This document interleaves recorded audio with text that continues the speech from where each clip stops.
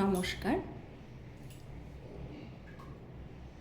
ঘরকন্যা ডায়েরির একটি নতুন পর্বে সকলকে স্বাগত জানাচ্ছি। দেখুন, আজকে আমি আপনাদেরকে দেখাবো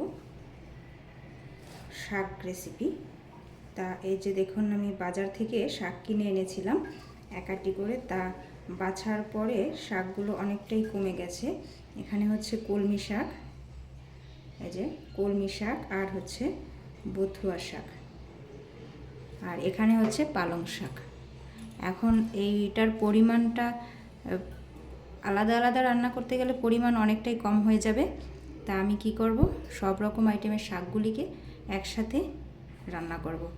তা এখন আর সব রকম আইটেমের শাক একসাথে রান্না করলে খেতেও বেশ ভালো লাগে। তা দেখুন, এই যে আমি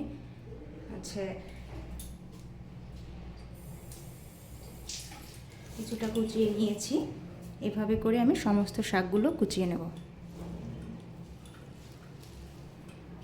আচ্ছা, এভাবে ধরে,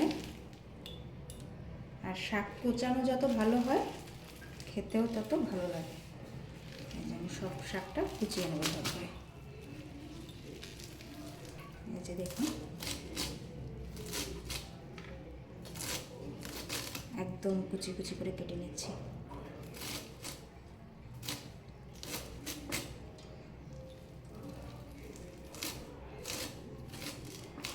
আর প্রতিদিন শাক খাওয়া কিন্তু শরীরের জন্য খুব ভালো, তাহলে পেট পরিষ্কার থাকে। শাক খেতে হয় প্রতিদিনই। এরকম শাক খাওয়া শরীরের জন্য খুব ভালো।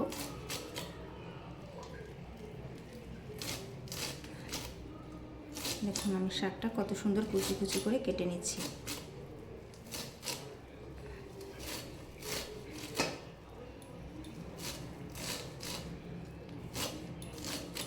আর আমি যত রান্নাই দেখাই সবগুলি নিরামিষ রান্না।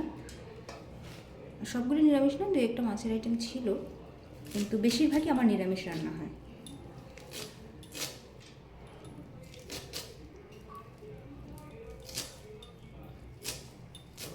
কারণ আমরা নিরামিষ খেতেই পছন্দ করি।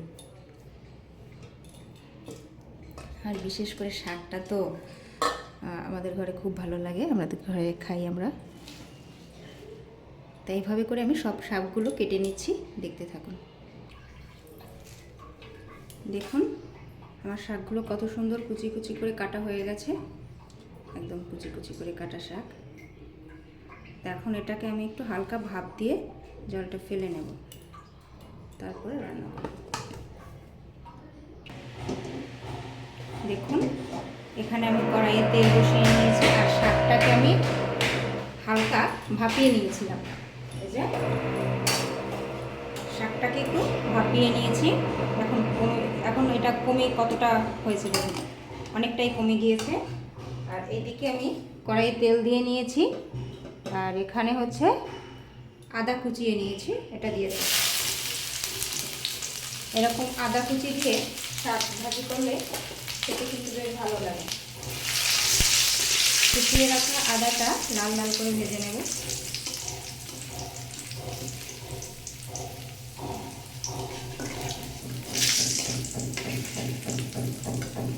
আর এখানে আমি আর দিয়ে দেবো একটু এই যে কালো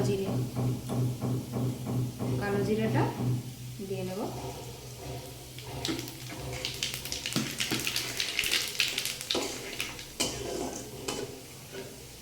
আদা আর কালো জিরেটা ভাজা ভালো হলে শাক থেকে খুব সুন্দর একটা সেন্ট আসে, খেতে বেশ ভালো লাগে। আর শাকটা যেহেতু ভাপিয়ে নেওয়া, অনেকটাই ভালো লাগে। দেখুন, লাল লাল করে ভাজা হয়ে গেছে।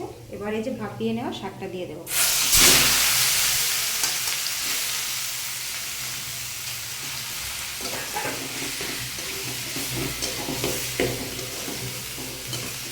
আর দিয়ে দেবো একটু পরিমাণ মতো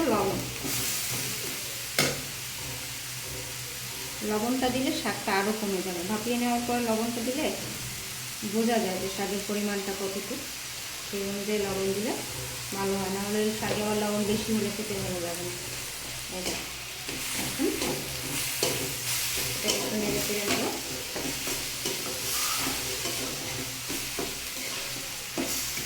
শাকে হলুদ না দিলেও চলে, একটু হালকা দিলেও হয়। আমি একটু হালকা দেবো, বেশি না।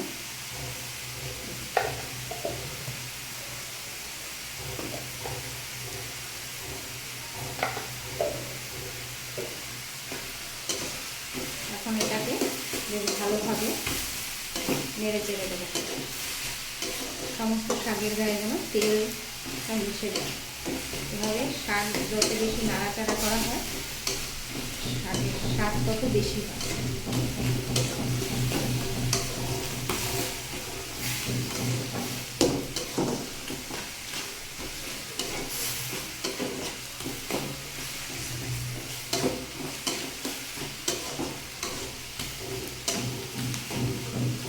এইভাবে করে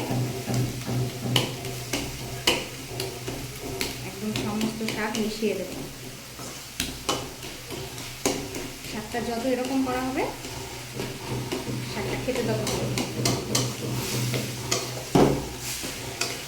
আর এখানে লঙ্কা আমি দুটো আস্ত দিয়ে দেবো, আর এখানে আপনারা যেরকম লঙ্কা খাবেন সেরকম দিয়ে দেবেন।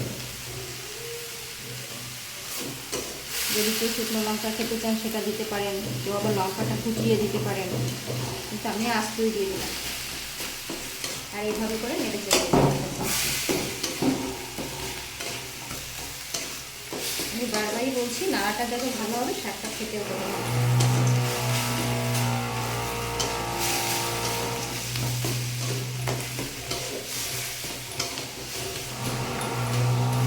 এভাবে অনেক সময় ধরে নেড়ে চেড়ে এভাবে ভেজে নেবে শাকটা। দেখুন আমার শাকটা নাড়তে নাড়তে কীরকম হয়ে গেছে, একদম মাখা মাখা হয়ে গেছে। আর এরকম হলে শাক খেতে খুব স্বাদ। আর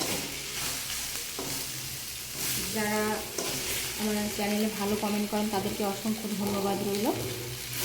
আর আমাদের চ্যানেলটি সাবস্ক্রাইব করে দিবেন, আমাদের পাশে থাকবেন। সকলকে নমস্কার। আমার এই শাক ভাজিটা কীরকম হলো কমেন্ট করে জানাবেন। আর এই শাক ভাজিটা খাওয়া কিন্তু স্বাস্থ্যের জন্য খুব ভালো।